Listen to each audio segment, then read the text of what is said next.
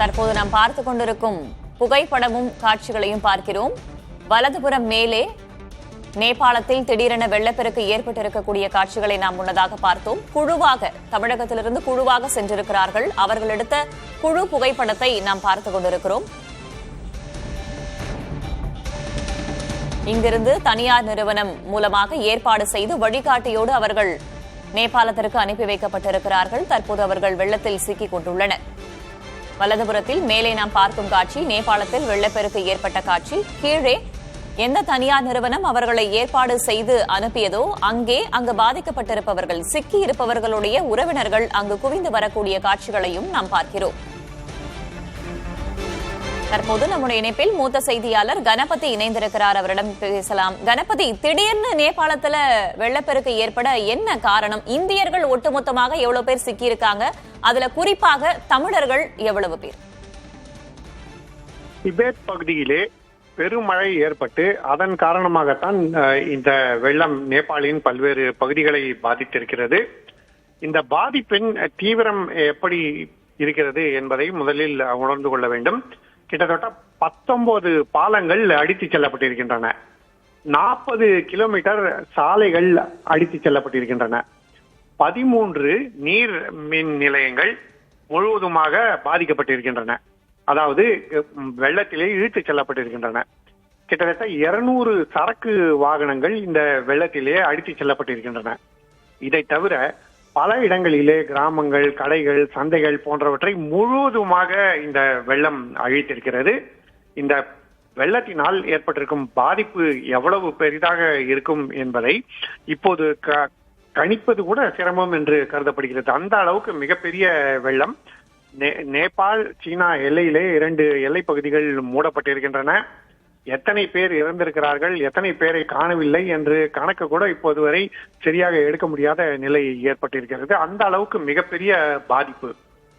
தற்போதைய சூழல்படி இந்தியாவுக்கு இதனால் 2 மிகப்பெரிய சிக்கல்கள் இருக்கின்றன. ஒன்று, இந்தியாவிலிருந்து அங்கே சென்றுள்ள சுற்றுலா பயணிகள் கிட்டத்தட்ட 400 பேருக்கு மேல் இருப்பார்கள் எனவும், வெள்ளத்திலே பல்வேறு இடங்களிலே அவர்கள் சிக்கியிருக்கலாம் எனவும் கருதப்படுகிறது. அவர்கள் பத்திரமாக இருந்தாலும் தற்போது சாலைகள், பாலங்கள் அனைத்துமே அங்கே பாதிக்கப்பட்டிருப்பதால் திரும்பி வர முடியாத சூழல் ஏற்பட்டிருக்கிறது. ஆகவே இந்த நிலைமை சரியான பிறகுதான் அங்கு பத்திரமாக இருப்பவர்கள் கூட அந்த நாட்டை விட்டு வெளியே வர முடியும். அந்த அளவுக்கு தீவிர பாதிப்பு ஏற்பட்டிருக்கிறது. இரண்டாவதாக, இந்த வெள்ள நீர் நேபாளத்தில் மலைப்பகுதிகளிலிருந்து கீழே இறங்கி வரும்போது இந்தியாவின் பீகார் மாநிலத்திலே கடுமையான பாதிப்பை ஏற்படுத்தும் எனவும் கருதப்படுகிறது. ஆகவே திபெத்தில் தொடங்கிய இந்த வெள்ளம் நேபாளிலே பெரும் பாதிப்பை ஏற்படுத்தி தற்போது பீகார் மாநிலத்துக்கு பெரும் அச்சுறுத்தலை உருவாக்கி இருக்கிறது. அந்த அளவுக்கு மிகவும் பெரும் மாமழை, பெருவெள்ளம் ஏற்பட்டு அதனால் ஏற்பட்டிருக்கும் பாதிப்புகள் மிகவும் பெரிய அளவிலே இருக்கின்றன. எந்த அளவுக்கு பாதிப்பு ஏற்பட்டிருக்கிறது என்பதை கணிப்பதற்கு கூட சில நாட்கள் ஆகலாம் என கருதப்படுகிறது. அந்த அளவுக்கு மிகவும் பயங்கரமான இந்த வெள்ளத்தில் தான் தற்போது நேபாள நாட்டின் பல்வேறு பகுதிகள் சிக்கி தவிக்கின்றன. வேதவலி, பாதிப்புடைய தீவிரத்தன்மை பற்றி குறிப்பிட்டீங்க கணபதி. அங்கு இந்தியர்கள் 400க்கும் மேற்பட்டவர்கள் சிக்கி இருப்பதாக சொல்லப்படுகிறது. தமிழகத்திலிருந்தும் பலர் அங்கே சிக்கி இருக்கிறார்கள். யாரையாவது தொடர்பு கொள்ள முடிந்ததா, அல்லது யாரேனும் இங்கே இந்தியாவிற்கு ஏதேனும் தகவல் தெரிவித்திருக்கிறார்களா, அல்லது தூதரகம் மூலமாகவோ இல்ல வெளியுறவுத்துறை மூலமாகவோ ஏதேனும் தகவல் தெரிய வந்திருக்கிறதா கணபதி?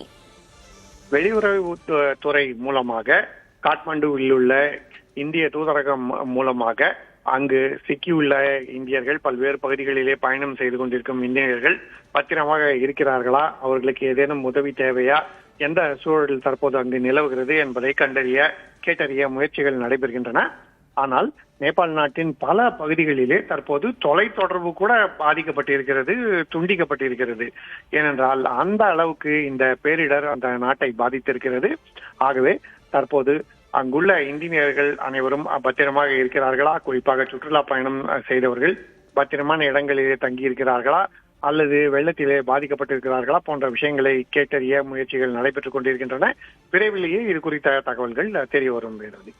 இந்த கைலாஷ் யாத்திரை சென்ற நிலையில கும்பகோணத்தைச் சேர்ந்த 57 பேரும் வெள்ளத்தில் சிக்கியிருக்கிறார்கள். அந்த வெள்ளம் ஏற்பட்ட பகுதி எத்தகையது? முழுவதும் மலைப்பாங்கான பகுதியா அல்லது நகர் பகுதியோடு சேர்ந்ததா? அவர்கள் பாதுகாப்பாக அங்கே ஏதேனும் ஒதுங்குவதற்கு இடம் இருக்குமா? அந்த சூழல் எத்தகையது கணபதி? நேபாள் நாடே இமயமலை பகுதியில் அமைந்துள்ளதால் அங்கு பெரும்பாலான இடங்கள் அதிக உயரத்தில் இருக்கின்றன. ஆனால் அதைவிட அதிக உயரத்திலே இருக்கிறது திபெத், தற்போது சீனாவின் கட்டுப்பாட்டில் உள்ள பகுதி. அங்குதான் இந்த மாதிரியான பெருமழை காரணமாக வெள்ள நீர் அங்கிருந்து அடித்து வந்து அந்த வெள்ளம் தான் நேபாள நாட்டுக்குள் நுழைந்து இந்த அளவுக்கு பாதிப்பை ஏற்படுத்தி இருக்கிறது. அதாவது நீரின் வேகம் எப்படி இருந்தது என்றால் ஒரு சில நிமிடங்களுக்குள்ளாகவே பாலங்கள் உடைத்து எரியப்பட்டன, வெள்ள நீரிலே இழுத்துச் செல்லப்பட்டன. அதே போலவே சாலைகள் துண்டிப்பதற்கு ஒரு சில நிமிடங்களே ஆகின. அந்த அளவுக்கு பல்வேறு இடங்களிலே சாலைகள் துண்டிக்கப்பட்டிருக்கின்றன. பல இடங்களிலே வீடுகள், பெரும் கட்டிடங்கள் ஆகியவற்றை வெள்ள நீர் இழுத்து சென்றிருக்கிறது. இதை தவிர நதியின் கரையில் இருந்த பகுதிகள் அனைத்துமே பாதிக்கப்பட்டிருக்கிறது. இப்படிப்பட்ட சூழலில் இந்த வெள்ள பாதிப்பு நேபாளத்தில் மட்டுமல்லாமல் இதன் தாக்கம் மிகவும் தீவிரமாக இருப்பதால் தற்போது அந்த வெள்ள நீர் நேபாள மாநிலத்தில் நுழைந்து இந்தியாவில் உள்ள பீகார் எல்லை பகுதிகளிலே உள்ள பல்வேறு இடங்களிலே பாதிப்பை ஏற்படுத்தலாம் என கருதப்படுகிறது. அதாவது நேபாள் எல்லையில் உள்ள பீகார் மாநிலத்தின் பல்வேறு மாவட்டங்களிலே பாதிப்பு ஏற்பட வாய்ப்பு இருக்கிறது. ஆனால் முதற்கட்டமாக தற்போது அங்கு உள்ளவர்களுக்கு வெள்ள அபாய எச்சரிக்கை கொடுக்கப்பட்டிருக்கிறது. அதே சமயத்திலே நேபாள் நாட்டிலே பயணம் செய்து கொண்டிருந்த இந்தியர்கள் தற்போது எங்கே இருக்கிறார்கள், பத்திரமாக இருக்கிறார்களா என்பதை உறுதி செய்வதற்காக அவர்களை தொடர்பு கொண்டு அவர்களுடைய நலனை உறுதி செய்வதற்கான நடவடிக்கைகள் எடுக்கப்பட்டு வருகின்றன. வேதவழி, நேபாள அரசு சார்பில் என்னென்ன நடவடிக்கைகளை எடுத்திருக்காங்க? ஏன்னா சுற்றுலா அவர்களுடைய நாட்டுக்கு வந்தவர்கள் தற்போது சிக்கி இருக்கிறார்கள் என்பதன் அடிப்படையில் அந்த நாட்டுடைய மீட்பு படையினர் ஏதேனும் நடவடிக்கையில இறங்கி இருக்காங்களா? நேபாள் அரசு தற்போது அவசர உதவி எண்களை அறிவித்திருக்கிறது. அந்த எண்கள் மூலமாக பாதிக்கப்பட்டவர்கள் தாங்கள் எங்கே சிக்கி இருக்கிறோம் என்ற விவரங்களை தெரிவிக்கலாம். அதே போலவே பாதிக்கப்பட்ட பிறர் எங்கு சிக்கி இருக்கிறார்கள், அவர்களுடைய நிலை என்ன போன்ற விஷயங்களை கேட்டறிய முடியும்.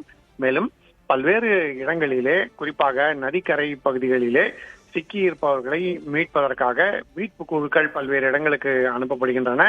நேபாள் ராணுவம் ஹெலிகாப்டர்கள் உதவியுடன் அங்கே மீட்பு பணியிலே ஈடுபட்டிருக்கிறது. கிட்டத்தட்ட 7 ஹெலிகாப்டர்கள் மீட்பு பணியிலே ஈடுபட்டிருப்பதாக நேபாள் அரசு அதிகாரிகள் தகவல் அளித்திருக்கிறார்கள்.